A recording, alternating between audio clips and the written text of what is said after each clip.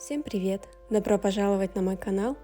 И сегодня мы с вами сделаем вот такие красивые, сверкающие, переливающиеся шпильки.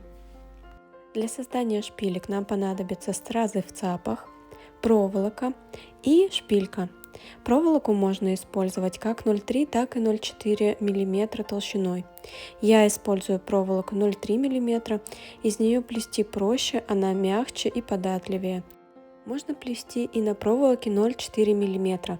Так шпилька будет прочнее, но плести будет сложнее. Новичкам проволоку 0,4 мм я не рекомендую.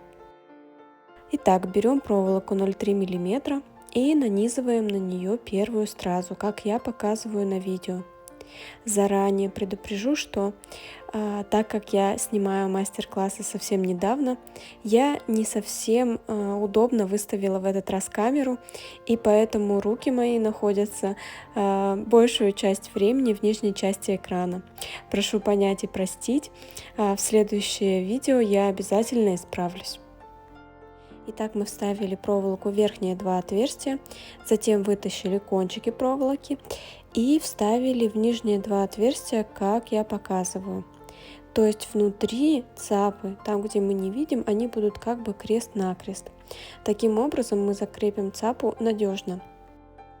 Теперь нам понадобится немножко поджать проволоку. Я это делаю плоскогубцами. Так она будет более плотно прикреплена к цапе и не будет болтаться. Затем мы перекручиваем стразу на проволоке. Делаем буквально 4-5, возможно 6 перекручиваний, в зависимости от того, насколько плотный вы хотите вот такой вот колосок, которые у меня получились на шпильках. Затем мы на один из кончиков нанизываем следующую стразу в цапах. По размерам тоже смотрите, как вам будет красиво смотреться. Затем мы эту стразу прикладываем в то место, где она будет находиться в готовом изделии.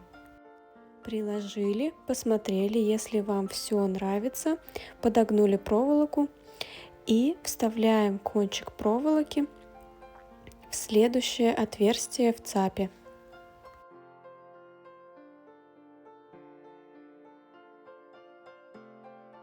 Продеваем проволоку через два верхних отверстия и вытягиваем проволоку с другой стороны стразы. Сейчас нам предстоит вставить этот кончик проволоки в нижнее отверстие и вывести его с другой стороны.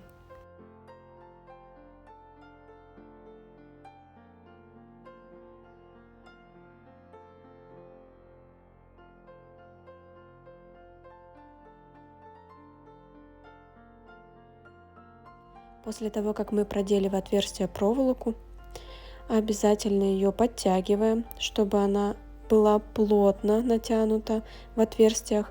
Если у вас с первого раза не получилось, помогите себе плоскогубцами, подтяните проволоку и затем подожмите торчащие петельки.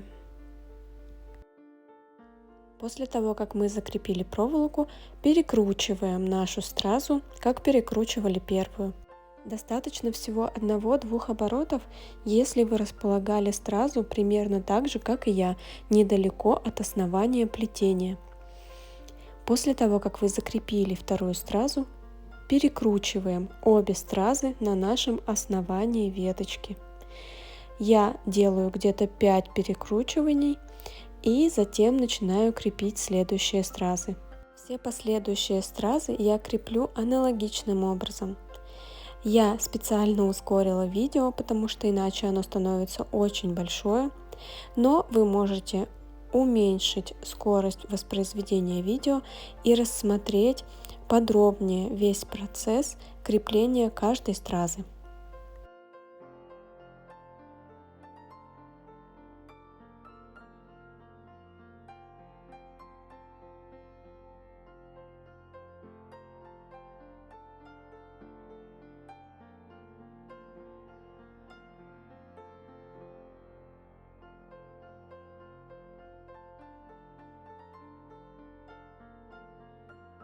После крепления каждой стразы мы перекручиваем нашу веточку на основании.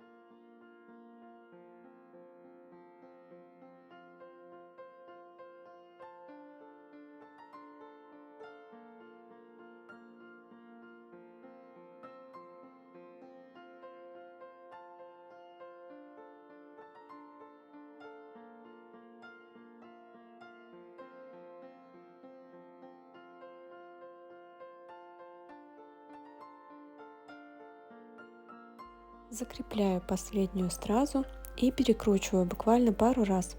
Вот такой вот красивый колосок веточка у нас получился. Сейчас будем крепить его на шпильку. Прикладываем нашу веточку к шпильке, таким образом, как я показываю. И начинаем одним концом проволоки туго обматывать шпильку. Я делаю буквально 8-9 витков и обрезаю проволоку. В процессе обвития проволокой шпильки следите, чтобы виточки располагались один к одному.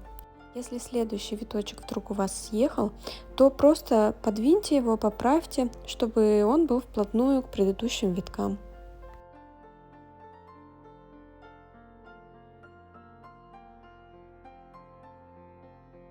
В конце я обкусываю проволоку специальными кусачками и поджимаю ее к шпильке, чтобы она потом у нас не цеплялась за волосы.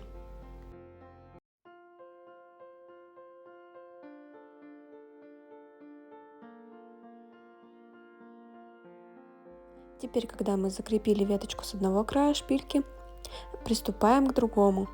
Я обматываю веточку вокруг основания, сначала в одну сторону, обматываю шпильку и потом обматываю веточку у основания в другую сторону. Так крепление будет еще более надежным. И затем я начинаю обматывать снова вокруг шпильки.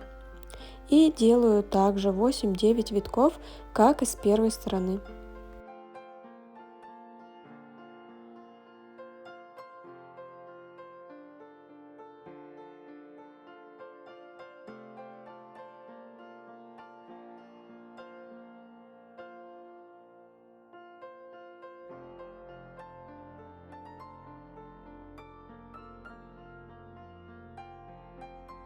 Обкусываю проволоку вплотную к шпильке и поджимаю кончик плоскогубцами, чтобы он не торчал и не цеплялся. Вот и все. Шпилька со стразами у нас готова. Теперь вы сможете сделать такие шпильки разных цветов и размеров, какие только захотите. Спасибо за просмотр моего мастер-класса. Подписывайтесь, чтобы не пропустить следующие видео. Пока-пока!